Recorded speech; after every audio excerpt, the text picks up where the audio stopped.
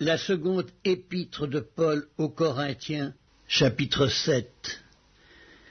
Ayant donc de telles promesses, bien-aimés, purifions-nous de toute souillure de la chair et de l'esprit, en achevant notre sanctification dans la crainte de Dieu.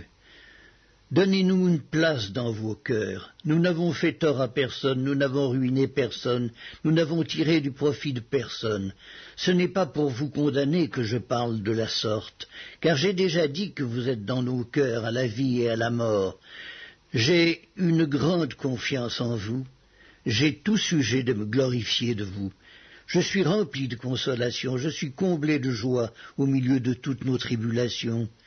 Car depuis notre arrivée en Macédoine, notre chair n'eut aucun repos. Nous étions affligés de toutes manières, luttes au dehors, craintes au dedans.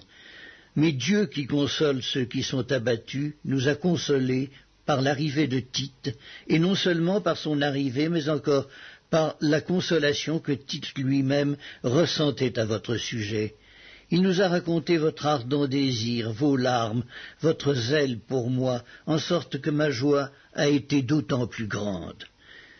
Quoique je vous ai attristé par ma lettre, je ne m'en repens pas. Et si je m'en suis repenti, car je vois que cette lettre vous a attristé, bien que momentanément, je me réjouis à cette heure, non pas de ce que vous avez été attristé, mais de ce que votre tristesse vous a porté à la repentance.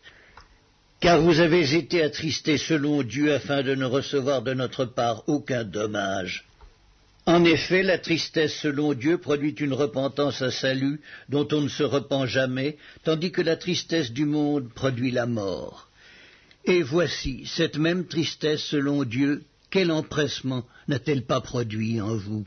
Quelle justification, quelle indignation, quelle crainte, quel désir ardent, quel zèle, quelle punition. Vous avez montré à tous égards que vous étiez purs dans cette affaire.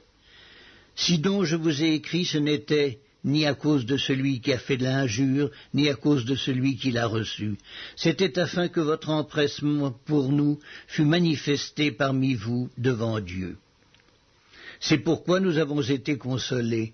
Mais, outre notre consolation, nous avons été réjouis beaucoup plus encore par la joie de Tite, dont l'esprit a été tranquillisé par vous tous. Et si devant lui je me suis un peu glorifié à votre sujet, je n'en ai point eu de confusion, mais comme nous vous avons toujours parlé selon la vérité, ce dont nous nous sommes glorifiés auprès de Tite, c'est trouver aussi la vérité.